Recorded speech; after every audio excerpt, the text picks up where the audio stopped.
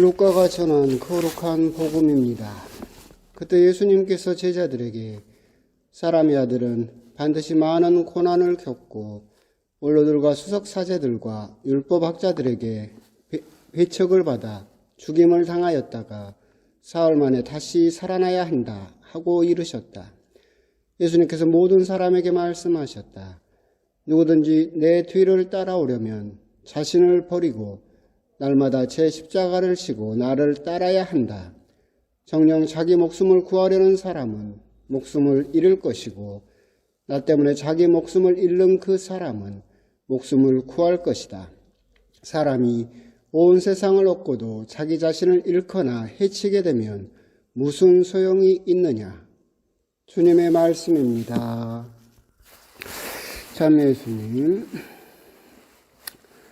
코로나 사태 안에서도 건강하고 또 매일매일 또 희망을 잃지 않고 소소한 즐거움들을 또 찾아가시면서 또 기도하시면서 사순시기를 또 지내셨으면 좋겠습니다.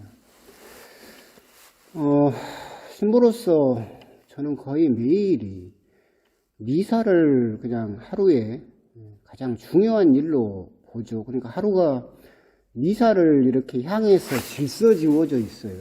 그러니까 하루 온종일 어떻게 보면 강론을 준비를 한다거나 전례를 준비를 한다거나 하여튼 미사에 대한 생각, 미사에 대한 준비만으로 하루를 이렇게 보내는데 여러분 미사가 이제 신자분들과 없다 보니까 오늘 하루 진짜 하루가 어떻게 갔는지 모르게 하루가 그냥 사라져버리는 그런 느낌이 들었어요. 벌써 저녁이 되고 하여튼 그럼에도 불구하고 끼니는 꼬박꼬박 다가오고 참 그렇습니다. 오늘 복음은 이제 사실은 지난번에 이 복음 가지고 한번 했어요. 자기 십자가를 지고 내 뒤를 따라야 한다라고 했을 때 우리들은 먼저 자기 십자가를 식별할 수 있어야 된다. 그러니까 가짜 십자가가 있고 진짜 자기의 십자가가 있는데 우리들은 가짜 십자가를 지고 그 십자가를 졌다라고 이야기해서는 안 되고 하느님께서 주시는 나만의 자기 십자가를 찾아낼 수 있어야 되고 그것을 지고 따라와야 된다라고 강론을 한 적이 있었고 그렇다면 오늘은 그것과는 조금 다른 이야기를 한다면 예수님께서 당신 뒤를 따라오려면 자신을 버리고라고 이야기를 하셔요. 자신을 버린다라고 하는 것은 무슨 말일까? 그냥 삶을 포기해야 된다는 이야기인가? 뒷부분과 연결지어 보면 결국은 박해를 상정해서 하시는 말씀이기는 하지만 자신을 버리고 정말로 목숨을 바쳤다라고 한다면 어떻게 십자가를 지고 따라갈 수 있겠어요? 결국 그러니까 자신을 버린다라고 하는 것은 물론 생명을 예수님께 드리는 것이 맞는 이야기지만 의미 없이 그렇게 자기 자신을 포기해라 그런 이야기는 당연히 아니겠죠. 성경 원어를 그대로 찾아보면 이 버리고라는 단어는 원래 뜻은 거절하다라는 뜻이에요. 그러니까 자기 자신을 거절한다 또는 부인한다 이제 그런 뜻인데 자신을 버린다라고 하는 것은 자신을 거절한다라는 의미다. 그럼 자신을 거절한다라는 의미가 무엇일까 생각을 해보면 결국은 우리는 신앙 안에서 내 마음속에서 솟구치는 어떤 욕망들 또는 충동들이 있죠. 그런 것들을 우리들은 거절할 수 있어야 된다라고 하는 거죠. 쉽게 말하면 이런 것도 있잖아요. 사람은 누구나 따뜻한 밥을 좋아하죠. 내 앞에 따뜻한 밥, 갓 지은 밥이 있고 차디차게 식은 밥이 있어요. 그럼 누구나 당연히 따뜻한 밥을 선택을 하겠죠. 그럴 때 우리들은 또 당연히 그게 다른 사람과 상관이 없다라고 한다면 모르겠지만 다른 사람들과 나눠 먹어야 된다라고 했을 때 저 따뜻한 밥을 나 혼자 다 차지해서 먹고 싶다라는 충동이 나만 독차지하고 싶다라는 충동이 욕망이 나에게서 솟구쳐 오르죠. 사람은 누구나 다 그러니까.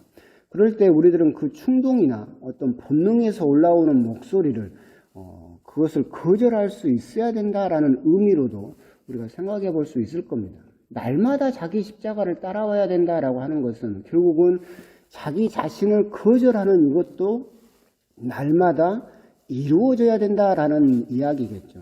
하루를 살다 보면 뭐 이웃집 할머니나 이웃집 할아버지나 또는 동네 슈퍼라든가 친한 이렇게 이웃 사람들과의 불끈불끈 나도 모르게 어떤 충동들이나 어쩌면 믿는 사람으로서 어떻게 보면 생각할 수 없는 그런 충동들이 나에게 이렇게 솟구쳐 오를 때 우리들은 그것을 거절할 수 있어야 된다. 그것이 결국은 자기를 버린다라고 하는 작은 실천이지 않을까. 그렇게 자기 자신의 어떤 욕망이나 본능, 그런 어떻게 보면 어두운 충동 등을 거절할 수 있을 때 우리들은 결국은 자기 십자가를 지고 예수님을 따르는 어떤 마음의 자세가 되어 있다라고 그렇게 생각해 볼 수 있을 것 같습니다. 사람은 누구나 그런 충동을 가지고 있어요. 특히나 우리들이 이제 창세기를 통해서 알 수 있는 것은 우리들은 원죄를 지음으로써 사람은 가만히 놔두면 악으로 기울어지는 경향성을 가지고 있어요. 그렇기 때문에 우리들이 이런 거절을 하지 않고 그냥 흘러가는 대로 내버려 둬버리면 우리들은 당연히 남의 것을 뺏어서라도 내 배를 채우고 남을 속여서라도 결국 내 재산을 늘리고 싶다라는 그런 어떤 악으로 기울어지는 경향성을 계속해서 더 굳건하게 가져버릴 수 있다. 결국 우리가 자기를 버려야 된다라고 하는 것은 우리가 그렇게 악으로 기울어지는 경향성을 인정하고 거기로부터 그쪽으로 선택하려고 하는, 그쪽으로 가려고 하는 그런 충동이나 그런 본능을 거절할 수 있어야 된다라는 의미로 우리가 생각해 볼 수 있겠다라고 하는 겁니다. 그런 선택들, 그런 충동들을 우리가 거절하는 것들이 결국 자기 목숨을 잃는 것처럼 보이고, 그러죠. 그 과정이 쉽지는 않고 좋은 일도 아니죠. 우리가 바라지도 않죠. 하지만 그런 양보나 희생이 결국은 자기 목숨을 잃는 모습이고, 그 사람은 결국 하느님 안에서, 예수님 안에서 다시 목숨을 구할 것이다 라고 하시는 그 말씀이 또한 연결되어서 의미가 있지 않을까. 오늘 복음에서 사실은 자신을 버리고 날마다 자기 십자가를 져야 한다라는 예수님의 말씀이 우리들에게는 상당히 좀 부담스러울 수도 있겠지만, 사순시기를 시작했고 이제 살아가면서 우리 역시도 정말로 기도하지 않고 이런 것들을 생각하지 않으면 믿지 않는 사람과 똑같은 선택들, 똑같은 충동들, 똑같이 본능대로 이렇게 행동해버리는 그런 모습들을 정말 보일 수가 있다. 정말 오늘 자신을 버리고 내 안에서 그런 충동들이나 어떤 욕망들, 어떤 본능들이 솟구쳐 오를 때 우리들은 하느님을 믿는 사람으로서, 예수님을 따르는 사람으로서 그런 충동이나 본능을 그렇게 날마다 거절할 수 있어야 된다라고 하는 거, 그런 부분도 또 곰곰이 또 묵상을 해 보셨으면 좋겠습니다. 아멘.